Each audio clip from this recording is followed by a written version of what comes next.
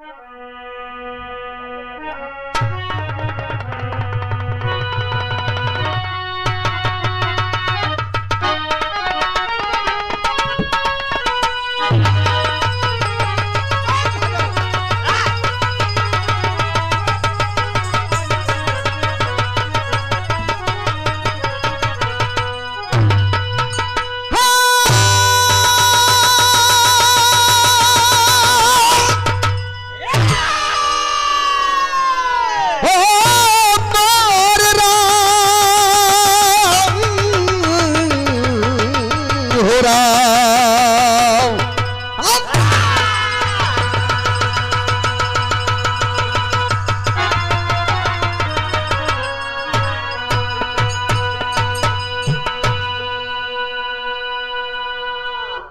महाभारत से गीत 25-30 मिनट की एक दास्तां है, छोटी सी कहानी आप सब आनंद लेंगे। और एक छिपी हुई कहानी है, जहां न पहुंचे रवि वहां पहुंचे। 4 लाइन भूमिका में भाव गुरु जी।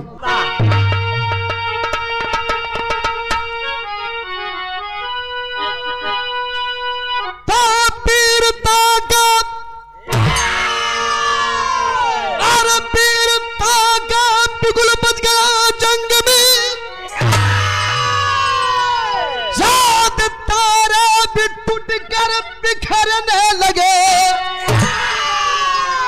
सुन समाचार छाती फटी वसुधा की, वक्त भी राह अपना बदलने लगे। बात महाभारत में युद्ध से पहले की, अरे जिस समय दिल लड़ाई का निश्चित हुआ, हस्तिनापुर में भाप शोक दोनों खंडान शोकित हुआ।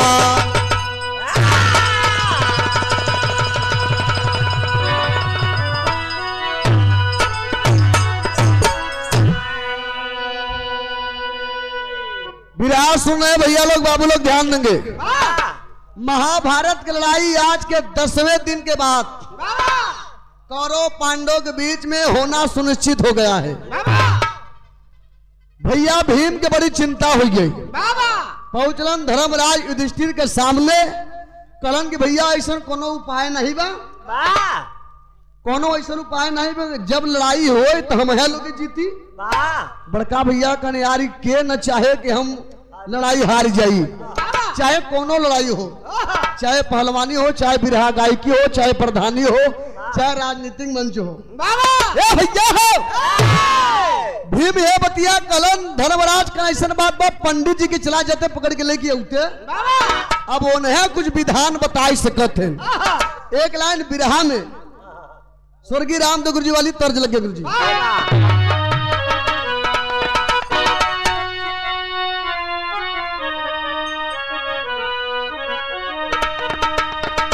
अरे जिसके सर पे हाथ हरदम,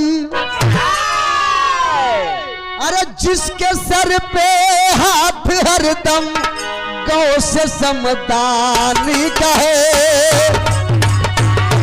हरदम गौ से समदानी का है।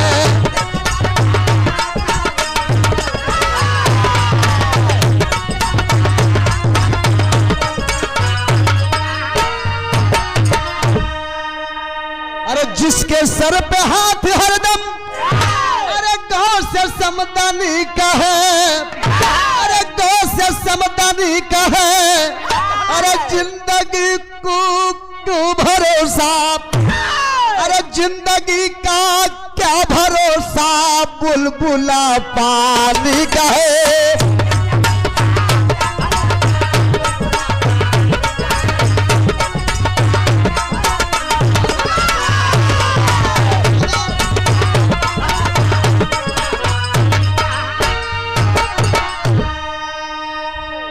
लेकिन गाना में भाव बा, अरे बात पर जीना बात पे मरना, बात पर जीना बात पे मरना, सबके बस की बात नहीं है।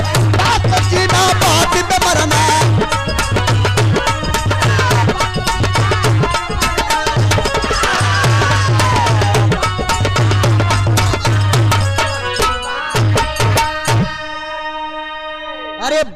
पर जीना बात पे मरना सबके बस की बात नहीं है। अरे सबके बस की बात नहीं है। अरे शेर से पंजा मिला ले यारो, अरे शेर से पंजा मिला ले यारो, गीदड़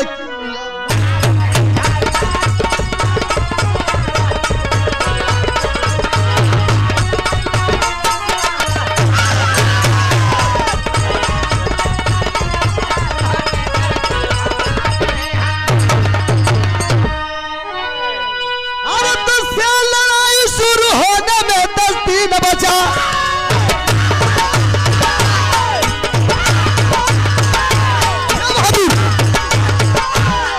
अरे मन में अपने भी मैं अच्छा एक तरकीब रचा। फौरन कहे धर्मराज से जा दादा हो, भाई की बात सुन धर्म हो या मादा हो। भीम को भेज नगर पंडित को बुलवाए हैं, युद्ध की साहित्य पंडित जी से विचरवाए हैं। कहे पुरोहित जो कहूंगा मानना ना होगा, कहे पुरोहित जो कहूंगा मानना ना होगा, कहे पुरोहित जो कहूंगा मानना ना होगा, चूक हुई तो समझो जंग हारा ना होगा।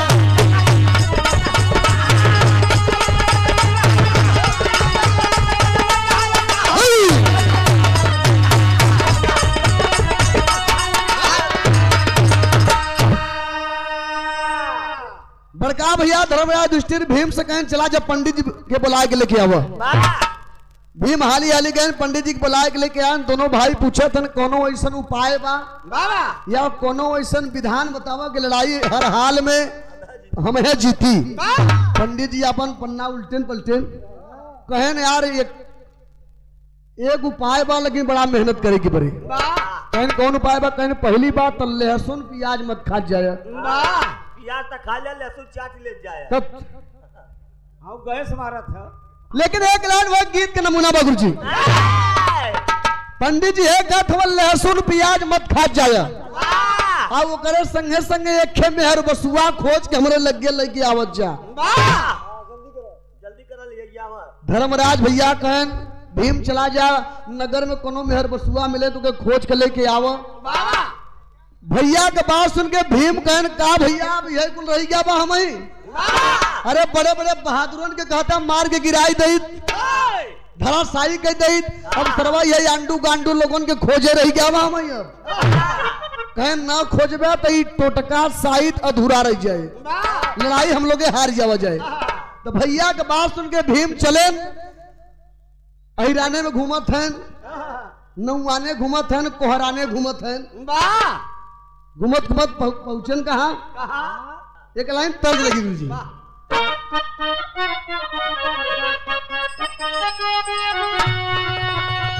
वो गीता अरे छलकत हमारी अरे जवनी आई राजा, अरे जैसे कि पलटी के पनिया हो कुछ काली।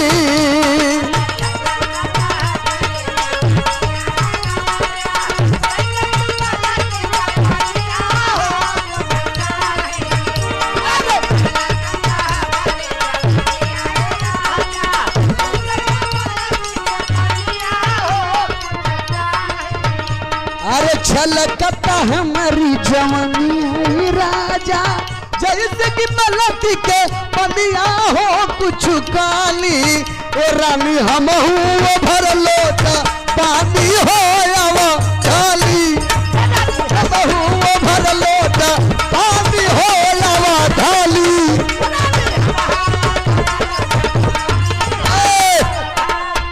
इतना गीत बा लेकिन गाना में भाव बा। भीम पूरा नगर में खोजे थे जाए के, लेकिन कतो मेहर बसुआ वह जमाने में भैया मेहर बसुआ कम मिले। अब यह जमाने में खोजबे तो 65% मेहर बसुआ मिली। यह जमाने में खोजबा तो घरे घरे मेहर बसुआ मिली। लेकिन गाना में भाव बा। अरे गम भरी सुनी के सगुनावा के पतिया निदिया में लगे दिन रतिया हो भीमा सोचे।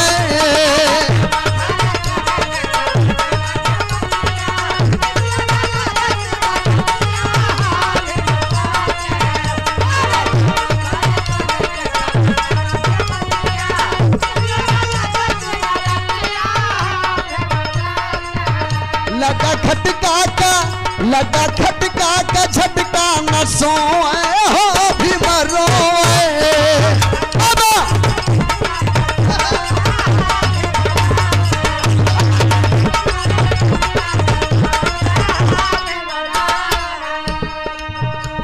अरे फेरिया टोला मोहल्ला में लगा मैनू हो।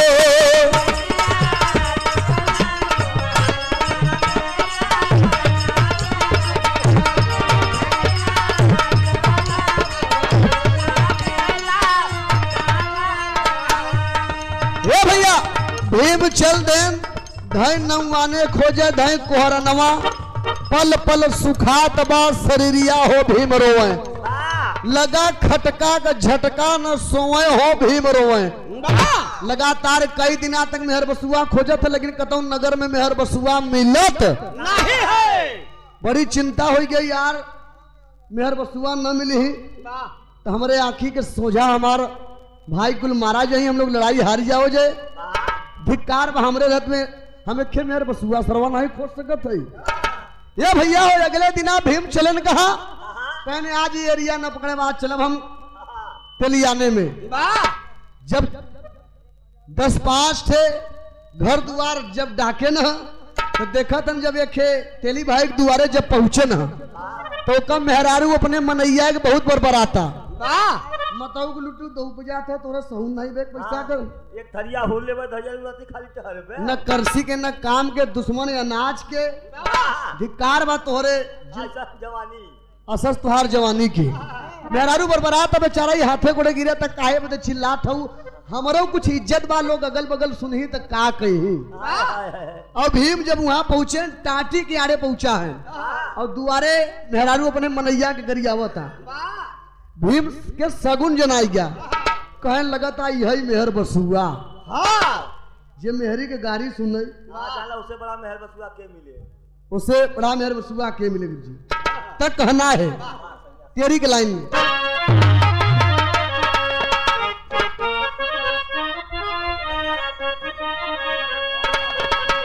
अरे तरा मारा मारा मारा मायर मोरे रामा सैया से बारी धनिया कह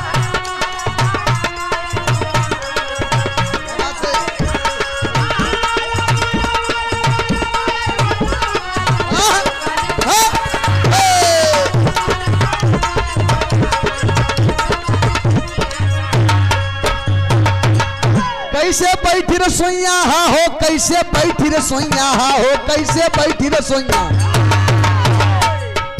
कैसे बैठी रसोईया तरफ करी करी हैया सैया से बारी धनिया कह।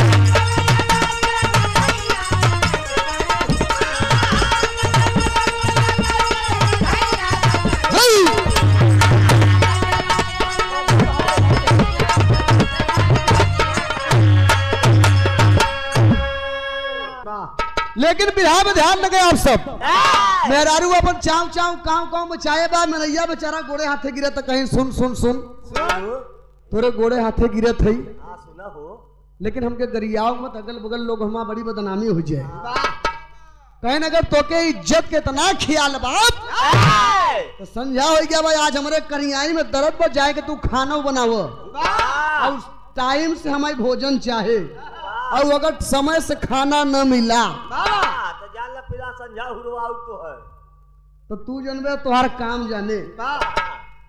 और भीम समझ गए कहें बस बस अब ये करे जैसन मेहर बसुआ न मिला अब करे लगे गए के बहकाई फुसलाई के ओके लियाए के चला गए कहा पंडित जी के लग गए पंडित जी के लगे चला गए पंडित जी बताने का हमारे लगे मत लेके आओ अब करे आगे का करे पंडित जी भीम के काने में बताई दे। अब भीम बेचारे ओके लेके कहा चलें गुरु जी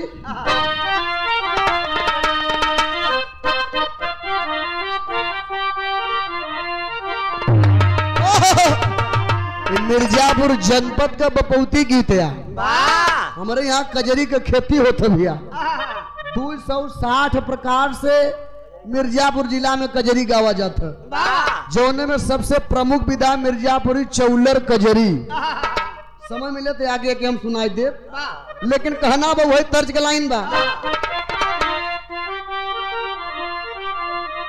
अरे तरुण झुन अरे खोला ना हो के वरिया हम भी दसावा जइबे ना।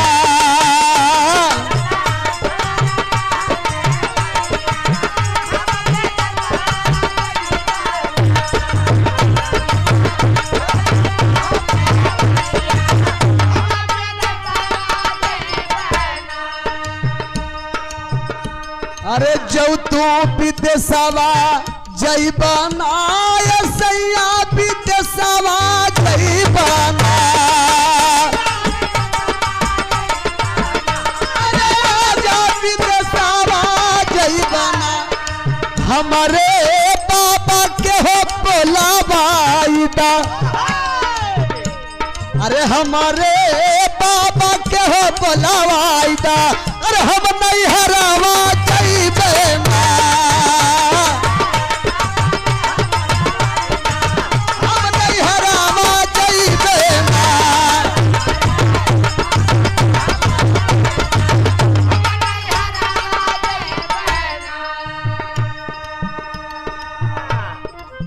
मनवा धीर धरायल ना कमवा बनिह कार सगुनवा। मनवा धीर धरायल ना लिया के संग गए रणखेत। अरे मारे तेली के जहां कुरुक्षेत तय पुना छिपे के लठे कनवा। मनवा धीर धरायल ना। जैसे जैसे पंडित जी कहे हैं भीम वैसे बेचारे गुप्ता भाई के लेके गए कुरुक्षेत्र के मैदान में रात्रि के 10 बजे मार के खन के गाड़ी दे। वही पकड़ी के पेड़ रहा वही पेड़े पे जब चढ़ के बैठे और धीरे धीरे जब 12 बज गया रात तो 12 बजे रतिया में सियारन के एक झुंड चली बिरहा में आधा लग गए।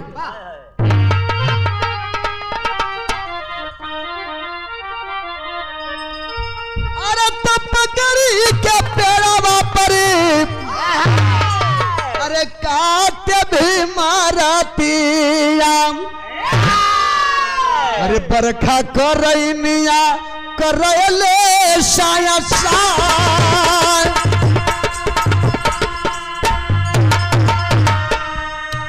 अरे तब तक पहुंचल पार अरे सियारन काले हरिया। अरे जैसे जनाला रखल सम्मेलन पार।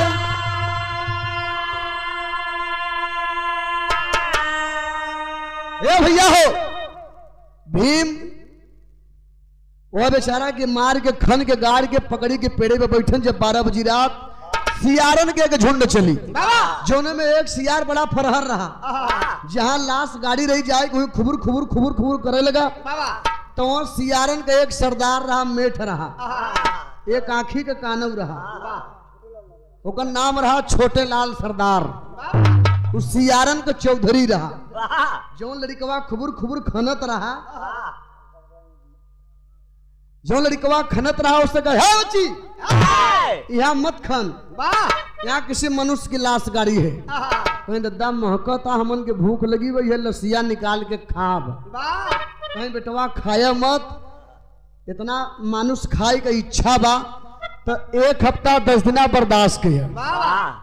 आज के 10वें दिना बाद कौरव पांडव के बीच में यहाँ बड़ी भयंकर लड़ाई हुई और ताजा ताजा मांस तो है लोगन के खाए के मिले लेकिन आपस में झगड़ा मत करत जाए।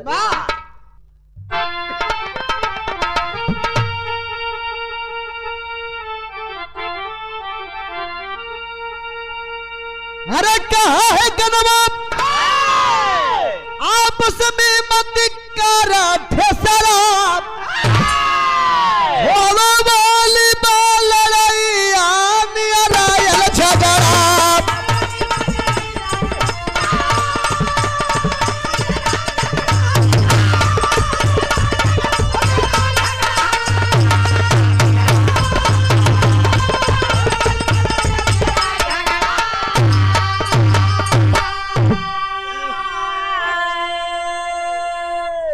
सहम खा गए सब सियार, सहम खा गए सब सियार, कहते हैं क्या कहते हो दादा। अरे मुस्की आंखें कनवा बोला, अरे देर नहीं बात ज्यादा, सब्र करो मन मोटा ताजा मिली है लोथरा, भोला वाली पाल रही नियर झगड़ा। कहीं 1 हफ्ता 10 दिन के बाद बा आपस में लड़ाई मत करो, एक लाश बदे हमार बात मानत, 1 हफ्ता धीरे धीरे तो लोग के इतना मांस खिलाई दे, खाली करेजी खाद खाद परेशान हो जाए तो करेजा खाद खाद तो लोग को जीव थक जाए। कौरव पांडव के बीच में लड़ाई हो, बड़े बड़े बहादुर वीर योद्धा पहलवान ही मारा जी, वही में खे सियारन का बच्चा रहा, कहे अच्छा अच्छा सियारन का बच्चा रहा, अपन कान खड़ा खड़ा की है, पोज खड़ी बा, बड़ा सुंदर लगत रहा। दद्दा के सामने आई गया कनवा सरदार सियारे के सामने, कहे दद्दा बताए दो लड़ैया के जीते, कौरव जीती कि पांडव जीती। कनवा सियार डर गए, बस तो से का मतलब है सरऊ पे हटा भरे, कहे के जीते के हारे तो से का मतलब बा। लेकिन कहे दद्दा बताई दे, दद्दा बताई दे। भीम पकड़ी के पेड़वा पे 12 जरतिया में बैठ के कुलपतिया सुनत है, देखिए आखिर कनवास सियार का बतावत है, का बता जी। नन्हा सा एक बच्चा बोला बुढ़ा से ललकार, अरे क्या कर जीत हो है दादा, क्या कर हो है हार, फंसा के बाप कई कनवा भारी बाजल आता, भोला वाली पाल रही नियर आयल झगड़ा। कहीं बेटवा सुने चाहत है कि लड़ाई के जीते, लोग कहते दद्दा नान के लड़का जिद करे बा तो बताई दे। भीमो कान लगाए के सुनत है, कहने कुरुक्षेत्र के मैदान में जेकर विजय का डंका पहले बोले लड़ाई वही पार्टी जीते, चाहे कौरव को पहले जीते थे बाजे तो कौरव जीते ही, अगर पांडव के तरफ से पहले विजय का डंका बाजे तो पांडव जीते ही। इतना कह के कुल सियार जब आगे बढ़न, धीरे धीरे बोरही के बेला रही, भीम वही पकड़ी के पेड़े पर से सर से नीचे उतर के आए और धम से ढोलक हारमोनिया लग गया, कुछ रहा नहीं, पेट अपन फुलायन और धमर धमर धमर धमर अपन पेट बजाई दे। ओकर नतीजा का निकला, कौरव पांडव के बीच में लड़ाई भई, पांडव विजय को प्राप्त हुए। तो कोई भी लड़ाई हो अगर सही ओकर शुद्ध टोटका साहित ओकर सही सही पूरी हो जाए तो लड़ाई जीते से माइक लाल कोई हराने वाला नहीं है। विराट समाप्त हुआ, आखिरी में गुरु घराने के बच्चे गुरु बिहारी, गुरु गणेश, गुरु रामलाल मरपावन, बच्चन गाते कभी चंद्र का लागे गीत, अरे सैया से बारी धनिया कहे, सैया से बारी धनिया मनो चंद्रिका का हनुमत है न गोसाई।